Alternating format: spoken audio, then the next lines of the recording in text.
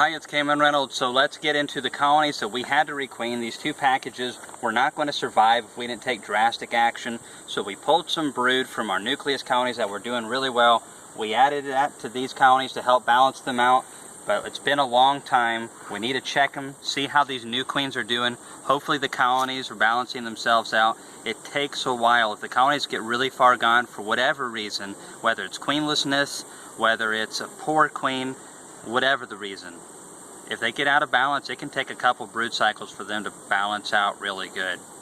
So hopefully we're getting to that point. We should be pretty soon. Plus the fall flow started, and flows make everything so much better. They do. All right. Give me the good news.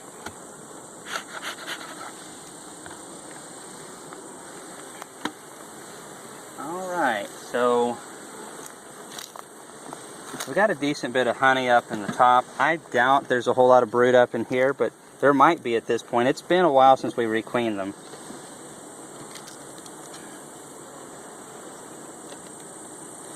Alrighty. Yeah, it looks like stores mostly. And this is just a sign of, there's some nectar in there, that's good. See all that bee bread down in there? A lot of times the bees will cap honey over the top of it, helps preserve it. But if you ever see that when you're extracting your honey, that's what's going on. So there's really not much to see up top, I'll bet. Mainly just foodstuffs. Hopefully they'll get strong enough over this fall flow, they'll draw that out, but I doubt it. It's really frustrating. That looks pretty decent. Now this is the one that actually had a queen. This one was queenless, but this one, just the queen was terrible. Alright. Hopefully our new queen is doing something positive for this colony. But it can take a while. A lot of propolis everywhere. Just everything's glued down at this point. Alright. I see some capped brood in the other combs. I'm seeing some eggs right in here. Seeing some nectar.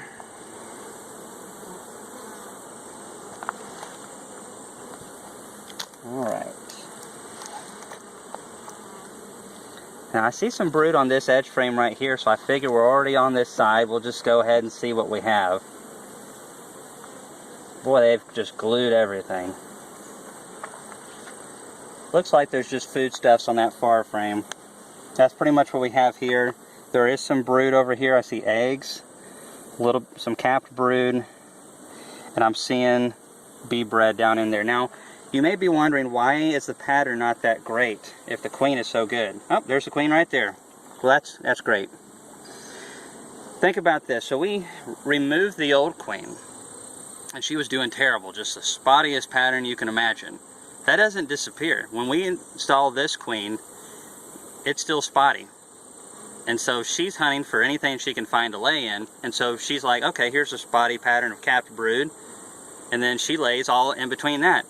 So once that old stuff hatches out, her stuff is getting capped and it still looks spotty. So it can be hard to straighten that out. Usually it takes a while. But look at this right here. Look at that pattern. See all those eggs down in there? That's great. You see that, Laurel? Alright, there's pretty much just eggs from top to bottom on that middle part of that section. So we are going to place that back in here. Hopefully we're going to see some more good stuff like that. That means this colony is balancing itself out. Earlier today we were having nectar coming in a pretty good bit, but I think it's stopped for today. The fall flow hasn't geared up all the way yet. Alright, so, ooh, that next frame over looks better. This is some older capped brood right here. Not a whole lot to see. Resources on this side. We'll probably move that one over towards the edge with the resources towards that resource frame and the brood towards the middle of the hive. Alright. Yeah, that's more like it. Alright, check this out right here. Look at all these. That one, this one, that one, this one, this one. Alright, so there's other ones on this frame as well as more. And you're like, what is that? that is drone brood. And what happened with the last queen, she was not mated properly. Maybe it was something else, whatever it was with that queen, she should have been young, but she never was able to do any good. I just imagine because those packages are made so early in the year, probably she just didn't get mated well. I've had some package queens that were phenomenal, but most of the times you get some that aren't very good. And I think it has to do with mating, how well they mated more than anything else. So if she doesn't get mated well enough, or she has other issues, maybe didn't get enough sperm in her spermatheca, then she's not going to be able to fertilize all of her eggs, so she's firing blanks, pretty much. And so if she drops a drone egg down in there, and the bees raise that up, they have to widen the cell out. And it doesn't matter that our new queen's not doing that, because she doesn't just like, you know what, I'm just going to lay worker eggs today. She comes to the cell, and based on the diameter of it, she deposits an egg down in there. And if it's too big for a worker cell, then she's going to drop a drone unfertilized egg down in there. So pretty much this comb, for the rest of its existence, whenever the queen passes through and gets to these cells, they're going to be drones, because she is not going to be like, you know what, this is a worker frame. No, this is a drone size cell, and that's what it's going to be getting. So that is something that we're just going to have to deal with, and that's why it's good to not let your colonies go laying worker if possible. Keep on top of them. If they go queenless, take care of it, because if your colonies start going laying worker, and you have a bunch of workers that start laying and raising drones and worker comb, then it's going to mess up your combs. I mean, that's not the end of the world. What we had, ooh, look at that right there. Plenty of pollen down in there, and lots of milky larvae. Love it. Alright, I think pretty much we don't have to see much more on this one. This is exactly what we want to see. The brood isn't as uniform as some of our colonies, but the colony, it takes a while to get out of and back to a balanced hive, and they look like they're on the right path. The queen's laying hard. This flow is going to help things out. If we condensed everything down, we would already have a good overwintering cluster. Now, not all of those are young bees, but we still have plenty of time for the colony to brood. Ultimately, I'm pretty happy with how this looks. It's definitely making progress. I think this is the frame. Let's see, what is this? Alright, this has eggs over here, food over here, so we'll stick it towards the edge. Now we're going to get into this next hive over here that was queenless and see how they've accepted their queen. Raising your own queens is very important. I know many of you are young beekeepers. Maybe some of you haven't even started beekeeping yet, and that's okay.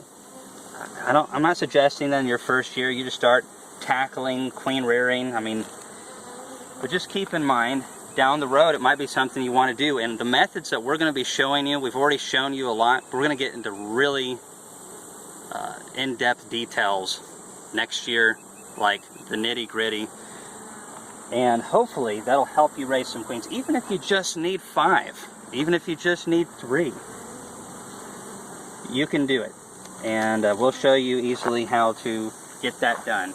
Once you take control of your genetics, all you have to do is take control of the mites and take control of the nutrition. A lot of times people don't get the genetic part down, and because of that they're dependent on somebody else. And if you're one of the fortunate few that actually have a good supplier, well, then you're in good hands. But if you're ordering from just some run-of-the-mill big commercial operation, you're at their mercy. You really are at their mercy, and I don't like that. I've been there before. Alright, there is not a lot of drawn comb up in here. This is foundation, like all the way to here. And again, those queens just were not that great, and because of that, we don't have near as much drawn comb as I would like. Okay, that's drawn out. They are looking like they might want to start drawing that out. Oh, that looks really good next to it, though. Now, why this colony went queenless, I have no idea. They didn't even have an emergency cell, no supersedure cells. They didn't look like they had swarmed. They still had a good bee population. They were just queenless. Boy, that makes you happy right there. So this is old brood right here. It's starting to hatch out. Yep, there's one hatching out right there. That's awesome. And this is probably some of the, maybe not the first bit, but it's some of the first bit of our new queen's brood. And that's really important, because I'm sure the brood that was in these packages was not near as healthy. I say brood, bees weren't as genetically diverse. And it's not that each bee is like so genetically diverse. It's that this one over here had a different father from this one, and this one, and this one. You might have representation of 15 to 20, 30, who knows how many drone fathers in there. And that's important, because the drones determine a lot of the tendencies of the worker bees, aggressiveness being one of the behaviors. And that is one of the reasons why it's important to have drones out in different yards away from the colonies that you put your queen cells in, so that you can make sure that you're getting plenty of those high quality drones out there to mate your queens. Alright, we got some brood over here and honey. More brood over here. Well, that's great. I wasn't sure they'd be in the second box at this point, but that's a good bit of bees over here. Now all this over here is still foundation, so hopefully this fall flow will get them to draw that out. Because you can't, there's no such thing as having too many combs. Making sure the queen wasn't on there, and shake those bees off. Makes it easier to put that last frame in. Alright. Smoke those bees down. Alright. Oh yeah, fun times. We got some, must have some pretty good bit of honey over there. And there's a little bit of honey in that frame too. Alright, so you can see where the main bit of the smoke hit right here, pushed those bees down, didn't get over there, which would make sense because I was going like this right here. Alright, so we're not going to get into this one too much. We just mainly need to see how our colony's doing. The queen's laying really good and all that kind of stuff. Alright. This is a very light filling comb, so either there's nothing in it or there's very young brood. And there's very young brood. See if you can see that, Laurel. There's a bunch of young stuff down in there. Alright, let's see what this side has. Oh yeah, it's more of the same. Just a bunch of eggs and larvae. This queen's laying up a storm. There's fuzzy bees in here. The colony's balancing itself out. The thing of it is, we did not just stick queens in here. Like I already have said in this video and other videos, we took from our nucleus colonies over there that we've already split and doubled off of, but we also took brood from them. We swiped at least 3 frames worth of brood from them, minimum, probably 4, and given it to these 2 colonies here to help boost them. So we gave them brood, we gave them new queens. That is the reason these colonies are doing so good. One of the #1 reasons queen introductions fell is because either 1, the colony is way out of balance and they don't have enough young bees, and young bees are really good at accepting the queens.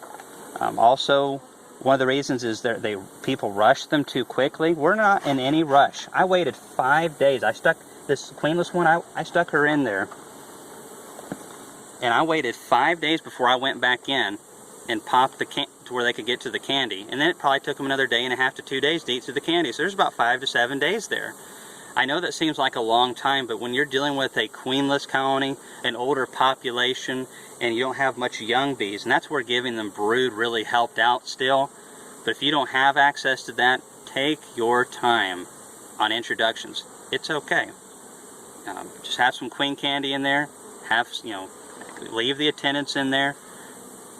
A lot of times people rush them. They talk about taking a nail and poking through there, or doing this or doing that. In certain circumstances, you can introduce a queen within 24 hours, no problem. There's been a few times that I've even introduced a queen without even using a cage or anything. Just throw her in there. And there are tricks to doing that, but they're high risk, and you got to know what you're doing. We'll talk about that more in the future. Ultimately, I mean, look at those bees right there. This worked out really good. We balanced the colony. the fall flow has just started. So they've got all this nutrition coming in. They're going to be strong going into winter. We're going to be doing some videos on how we're going to be taking care of the mites. I showed you a video where this one washed a 2%ish, 2.3 or whatever it was. I can't even remember now. But now we need to deal with these mites because in my area, they could be up to 8% by the time they stop brooding. Probably won't be, and these two are probably lower because they had that brood break and they weren't raising as many bees. That's one of the things, the more brood that you make, the faster the varroa mite population goes up if there's varroa in any amounts in your hive. And that's why it's good to stay on top of them. And man, I just got stung. Well, I think that's a sign to wrap up the video. Laurel, help!